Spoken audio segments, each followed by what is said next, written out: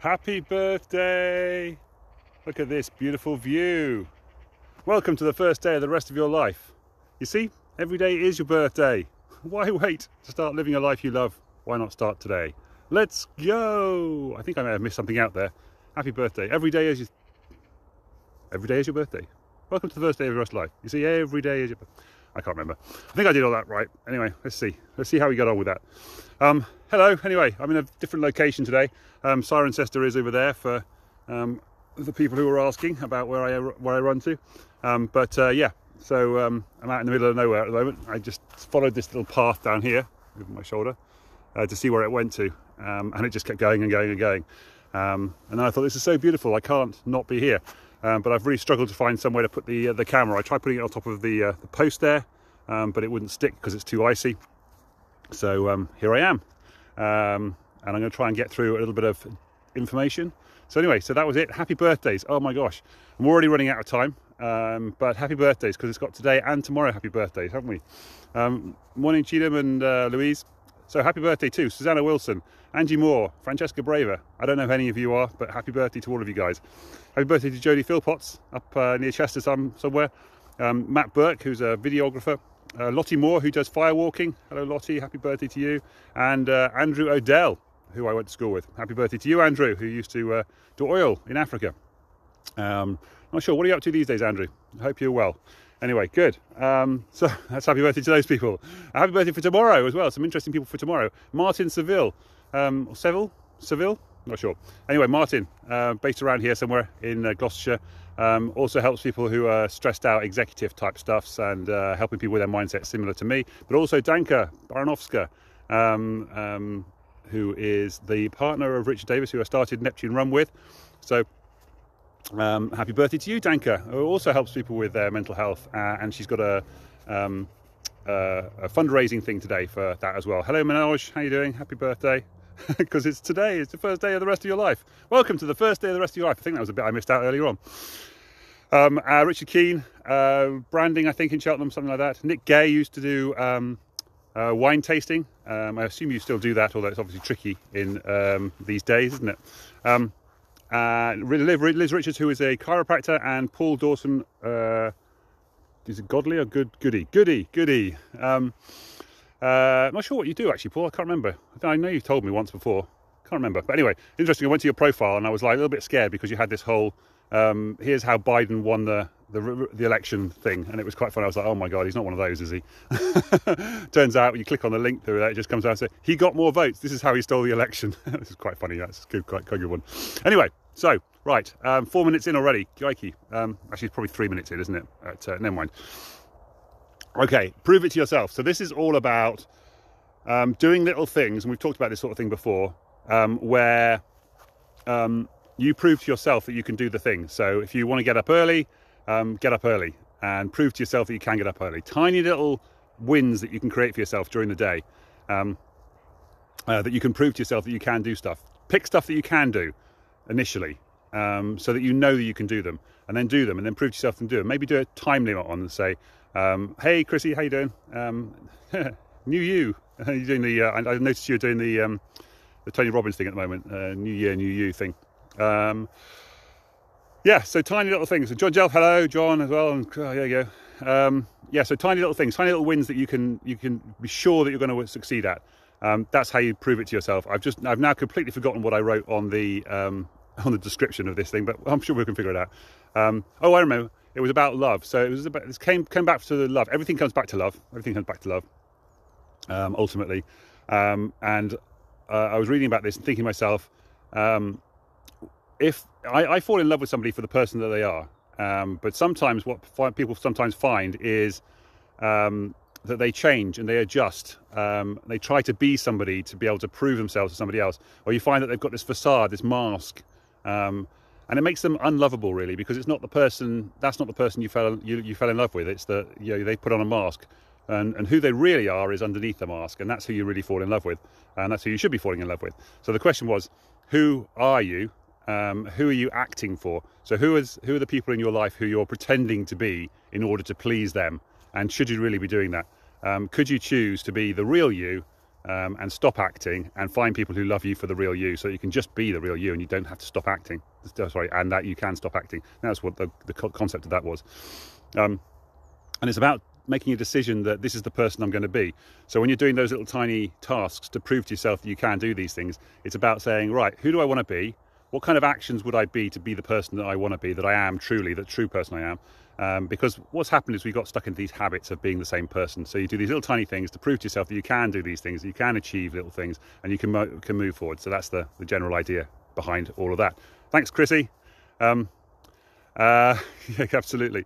And I realised I was doing this, that as people change to try and fit in with what they believe, because this is the other thing that happens in a lot of times in relationships, is people try to change to fit in with what they think the other person wants to hear.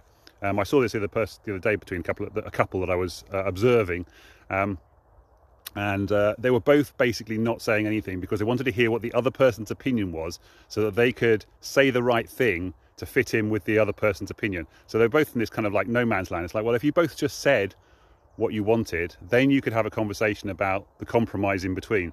But if neither of you say what you actually want, then neither of you get what you actually want, and it becomes a bit of a mess. Or at least one of you maybe gets what they want, but then the other person feels like they've compromised in an unfair way. They haven't had a conversation about the compromise, and then that doesn't make any sense at all.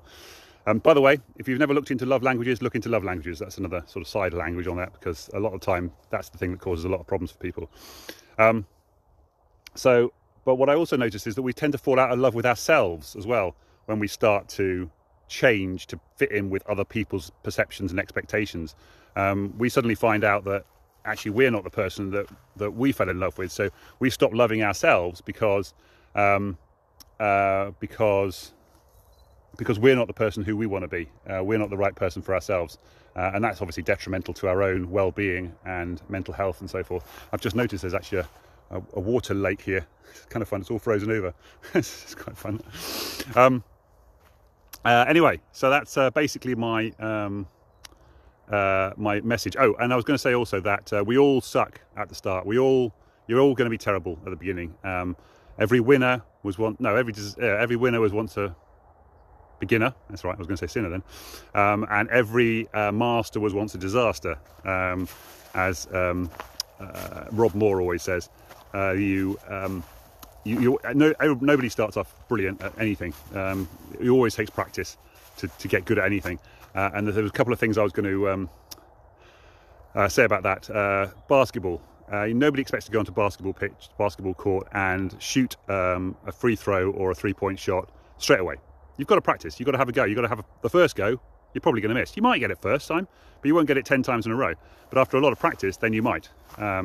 Same thing. If I say famous rugby kicker, you're probably thinking Johnny Wilkinson. He was very famous for that. And he always used to say he used to practice more than anybody else. In fact, Daley Thompson once said he goes out and practices on Christmas Day. Why? Because nobody else will. And so I know I've always got an advantage over everybody else because I'm doing more practice. Oh, sorry. Morning. A couple of walkers. I'm not sure. Free kicks as well. David Beckham, same thing. There's a film called Bend It Like Beckham because for exactly that reason. Used to practice more and more and more. But again, you can't get a free kick first time. You've got to practice. You've got to get good at it first, haven't you? Snooker. If I asked you who's a famous snooker player who practices a lot, who would you say? Just interesting. Especially if you're American. Do you even know what snooker is? I think you call it snooker or something over there, don't you? Right. Anyway, I think that's all from me for today.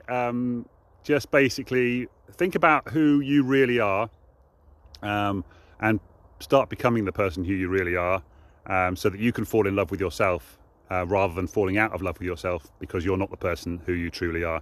And do some little daily exercises to help you learn that you can achieve your goals, but make them realistic and achievable so that you can actually achieve them and then prove to yourself that you are. Because obviously if you start doing big goals and you don't achieve them, then you're almost proving to yourself that you can't achieve goals, and then that's just the opposite of what you're trying to achieve. So yeah, anyway, hopefully that's good.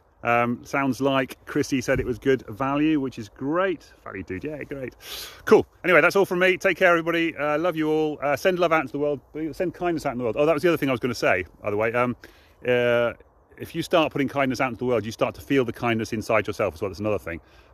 This is Shetty said this. Oh. 2 good links. Go and watch them in the description. But also, the Blinkist book of the day today is called Broadband. And it's all about women in the internet and how women formed the internet, basically, and how influential they were. It's amazing how many of these people were just like, because women were the original computers. They were computer engines. They were women who used to do lots of maths problems and stuff, and they used to do the computing. Really cool book. So yeah, Blinkist book of the day. It's free if you haven't signed up for Blinkist yet. In fact, if you don't have, you sign up for Blinkist, you get like a free month anyway, but you don't have to pay. But every day they give you a free book, but it's only available for 24 hours, so you kind of have to go and watch it, listen to it today. But really cool, really interesting about the early women in computer science. Fantastic. So yeah, the early computers were women because people thought it was a menial task, and that women could do it because they could only do menial tasks, or that kind of, you know, misogynistic kind of concept. But back in the old days, we're well past all of that stuff now. But it's interesting to see the history of these things sometimes, look back as to where we came from and how we get this institutional misogynism thing going on as well, where it kind of comes from. When you start seeing these things, if you watch the what's that movie? I can't remember what it's about, but that space race with the black women who were behind the first space launch or something. I can't remember what it's called now. Anyway, look it up, put it in there. You are indeed Maze Balls, Chrissy. Fantastic. Right, I've definitely gone over my 10 minutes now. Luckily, I've discovered that I can post the extended version up to 15 minutes on Instagram and YouTube. It's only LinkedIn that restricts me to 10 minutes. So, good morning, David. Hope you're well. We need to catch up at some point. Hope you're well and doing good. Right, that's all from me now. Definitely, for sure, this time. Spread kindness into the world. Spread love into the world. I'm going to put the phone down here and hope it doesn't fall off as I do this. No, that's not going to work. Just put it on the floor instead. It's going to go on the floor. You're going to go on the floor, guys. There we go. Oh, I'm going to send you this, love, because I've got to send you some love, haven't I? Mwah. Take care. Have a lovely weekend, and I'll see you all Monday with a bit of luck. Say goodbye to the sunshine. There you go. Bye.